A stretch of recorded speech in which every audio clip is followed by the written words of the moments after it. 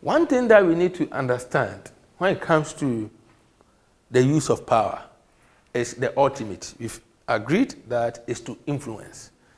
You can look at the influencing strategies. What are the things that we use to influence? We get them from the power, which we have discussed. We can group them into two. We have upward and we have downward.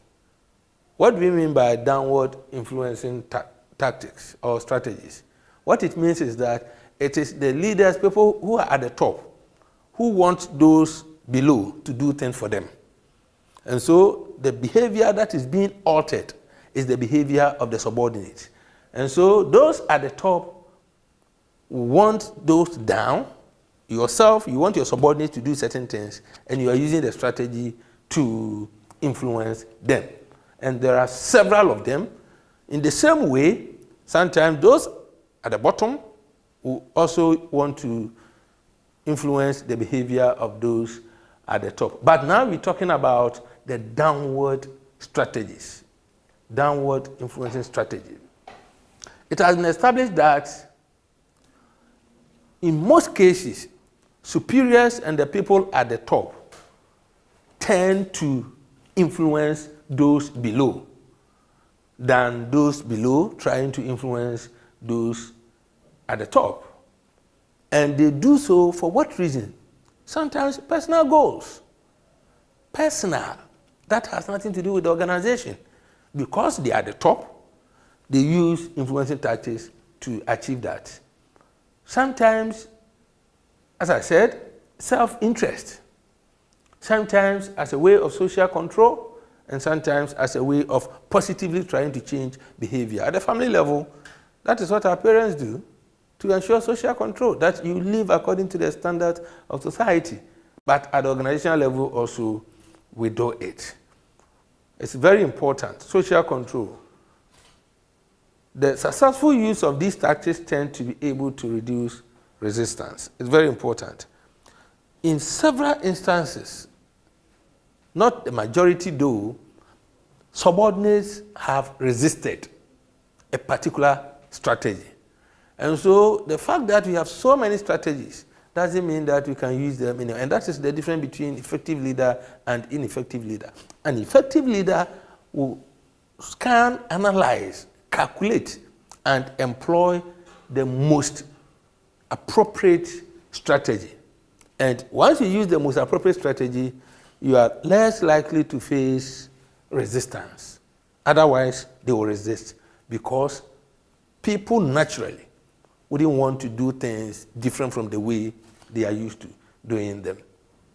And so these are the downward influencing tactics. What it means is that superiors trying to change the behavior and influence the behavior of subordinates.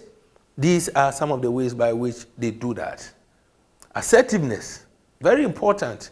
When we say they assert themselves, they do so many things, including nagging. They will nag and nag and nag, and you give up and say that, let me go and do it. Order. They give order, they will set deadline. By Friday, you should have finished this. Verbal confrontation. They say all kinds of things, abuse. So that, yes, what are you doing? What did I ask you to do? Come on, hurry up and do it. And then the person will go and do it. So to influence them, this is one of the, and it is ethical, it is proper, if it is used at the right time, to use assertiveness. Integration, very important. Being very polite, friendly, flatter them, use the nice words, and the person will do it without realizing that they are doing it. And that is also done. Logic, reasoning, planning, compromise is also an important strategy. Appeal to values, beliefs, aspiration. So you quote, for instance, if you're a Christian, you quote the Bible. That the Bible says we should respect our bosses in the office. Or you quote the Quran and you quote something. Or you rely on your tradition. You rely on your custom. You rely on something that people are so emotionally attached, and you get your results. And then pressure, pressure, threats, persistence, and it's very close to the assertiveness. Reminders to influence performance. Please, as yes, we can use it in our day-to-day. Please, it's 2 days more, right? And so be reminded that you need to do this, you need to do this. It's a more of integrative approach. And this, I find it very difficult to talk about it, but it works. Manipulation and being dishonest. These are, I don't want to go into ethics, but people will question it that they are not ethical. Yes. But from the family level, the child won't agree for you to leave. So what do you tell the child? Something that will make the child. So sometimes you tell the child that, wait, go and wear your shoe, I'm waiting for you. Only for the child to enter the room and then you run away. In the same way, when you go to the office, there are so many ways by which we need to get the results. If you don't get the results, this is what is going to happen. So you find something and tell them. And that they are able to perform, and when the time comes, you find another story. Manipulation and control someone to get what you want. Manipulation. Sometimes you hide the motive. And you are doing something, but because of the intention and because of the person's ignorance, you are taking advantage of the person. Very good. You're taking undue advantage of the person. And so these last two are not it's debatable, but we are talking about reality. What happens at the organizational level if they are demonstrating, they are revolting, they are threatening to destroy the property of the organization, and because they are demanding payment? What do? If they say that we will not until you pay by tomorrow, why won't you say, please, I agree, tomorrow go and come for the money? And as soon as they leave, you call the security people to come and protect the property. When you know that, because you can't raise the money, you can't pay. And so it is, I'm not recommending it, but it is one of the ways by which top management or leaders get subordinates to comply with order and with whatever they want to do. We also have the opposite. As I mentioned earlier on, it is not only those at the top who need those down there to do things for them. Those who are below also want to get things from the leaders. And so we may be leaders, but we are in the middle. How do we get things from the top? We also have several strategies. But because of the degree, the level of authority that we have, sometimes the approach from the bottom tends to be more radical. It tends to be more unconventional. Yes, unconventional. It tends to be seen in more of a negative light because you don't have much authority and you want to influence the one who has so much authority to do things your way. And so we're talking about the process in an organization by which participants attempt to gain compliance from those at higher levels in the formal organization structure. You can imagine this in Africa. You are bottom there, you want the people at the top to change their behavior, to leave their decisions, to leave their strategies and follow yours. When we say that even from our homes, the elder is always right. And then you go to the office and we still have this. But the reality is that the people down there, or those of us in the middle, must also get management to comply, to also do certain things in our favor. Otherwise, we cannot achieve our objective. And so there are so many of them, but I think we're going to talk about 5 or so of them today. 1, a more formal appeal. We can send delegation, we can write, we can do, just to appeal to the leaders that, please, these are the reasons and these are the things that we need. That is one of the strategies. In most cases, some don't work, and it's as if they are in levels, but they are not. Then sometimes you see coalition. So other organizations, or it could be one organization, it is one unit that is looking for it, and then the others will join. I remember very well that in my school, the business school, there was a decision to transfer the entire bursary staff, that is the accounts office, the staff, the accountant and the assistants, to transfer them from the school and bring a new group there. And within days, those who are not working in the bursary or the other department, the staff, administrative support staff, had met, they had built a strong coalition, and they sent the delegation to the management that, please, we have become so used to them, and that even if they will go, it has to take a different form. There has to be a time so that the transition could be managed properly. And that was accepted. And so they are still, I speak now, they are still around, even though they might be transferred, but then at least they've stayed longer than they were supposed to, based on that policy.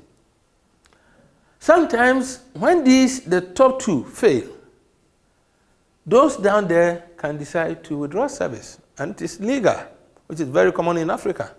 If you don't increase their salary, we are not teaching again. And then you withdraw. Medical doctors say, because of ABC, if it is not done, we are not going to the hospitals. We are not going to the consulting room. And then people are dying, and so what happens? There is panic, there is pressure, and whatever they need is provided for them to go back to work. So withdrawing services is one of the effective upward influence strategies when it comes to influencing others or leading others. Blocking decisions, and sometimes they are involved in the decision making. Even though they are not at that level, the people down there are made to be part, and by so doing, they are able to influence management. They contribute, at least when there is time when a time comes for them to vote, they also have votes. And so these are some of the things by which people get influence. And it is so important for us to understand how do we influence people, especially those down there, as well as those up there. And what are the determinants? How do you do it? What are the factors that should be considered in doing this? Leadership style is very important.